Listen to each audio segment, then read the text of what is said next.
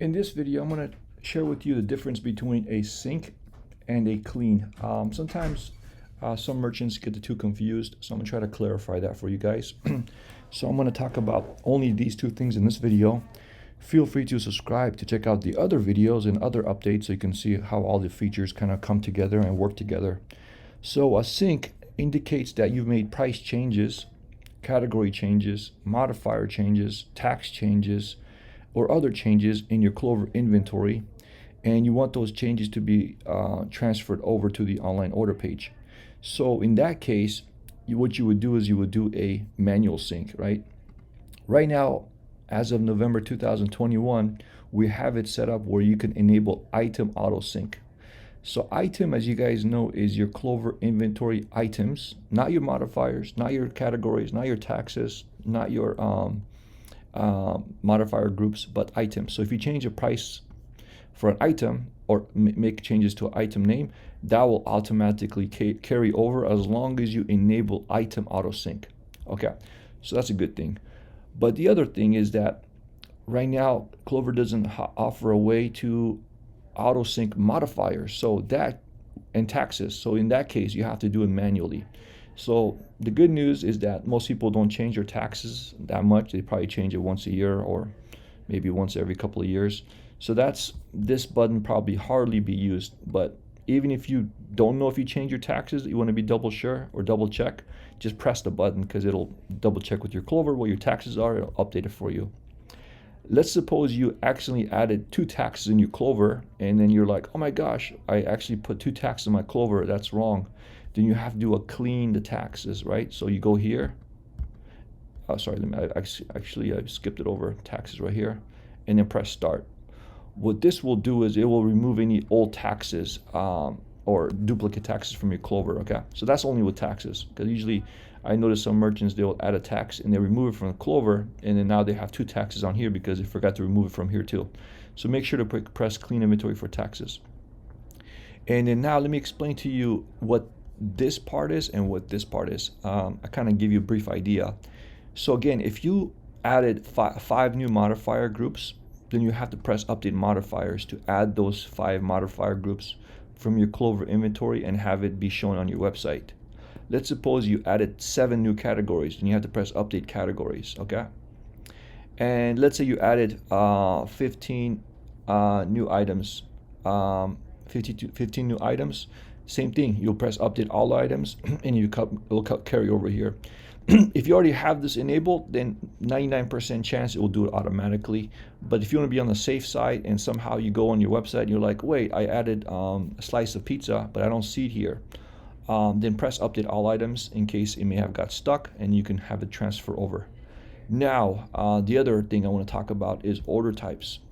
As you know, order types is also something that businesses change. Remember, order types is to go, pick up, dine in. All these things are order types. So when you're under import sync inventory, you also want to make sure that these are also updated correctly. Okay. So clean. Don't worry about doing clean multiple times. You can do it. It just takes time. That's the only drawback with cleaning your inventory. If you removed a lot of stuff from Clover, let's say you had this huge sale, and then let's say winter is over. You had all these soups you were selling for winter, and now you removed all the soups from your Clover because now it's summer. Nobody wants to buy soup no more, or they don't want to buy a certain dish, and you removed all those stuff from your Clover inventory. You're not offering it until next year. Now this is a good time to do your clean inventory, and like go to modifier groups, press start. So again, how long this takes is dependent on how many modifier groups you have in your Clover. So for some merchants, this can take 5 seconds. Other merchants, it could take up to 10 minutes. I had one merchant, they had tons of modifier groups, and it takes a long time. So as you can see, it's cleaning it, so we just have to be patient with it. So in your case too, you have to be patient, because if you press cancel right now, it won't do the whole cleaning, so you have to wait till it says cleaned. You'll see a word called clean, so just be patient. Modifier groups shouldn't take too long, but the one that's going to take a long time is definitely modifiers, because within each modifier groups there's 5-10 modifiers. So keep that in mind as you do your clean inventory. Okay, So let's go ahead and wait this through. So I got 180 modifier groups clean. I press next. Now I do modifiers. Now this is going to take a while. I'm not going to do this because I've already done my clean, but this will take a good 5-10 minutes, because if I have 108 modifier groups and I have 10 modifiers in each group, so you can imagine I'll have over 1,000 modifiers, and that'll take a good amount of time. So again, cleaning is, you know, those times of the year that you've removed a lot of stuff from your Clover and you don't want to sell it online, then you'll have to do a clean. So that's the difference between clean and sync. Remember how I just canceled it? I canceled it because I've already done my clean. But in your case, if you haven't done it, make sure to wait till it's done. Go get some coffee, take a few minute break, let it finish the whole cycle, okay? And that's what those two things are. And then you can see how many categories you have, items you have, modifier groups you have, okay? And again, once you do your clean inventory, refresh the page or go to your modifier groups and just verify the ones that are no longer is no longer here, right? Just make sure it's gone, okay? It should be gone, but just double check just to confirm everything. That way somebody does not buy a specific item like a soup or a bowl of spaghetti that you no longer offer, and then they come and show up for your bowl of spaghetti and they go, I ordered this, it was on your website, but how come I can't buy it now? Well, that just indicates that, you know, it's an old item that's still in your online order page, so you have to do a clean. Okay, let's say worst case, let's say another possible scenario. Let's say you removed one item.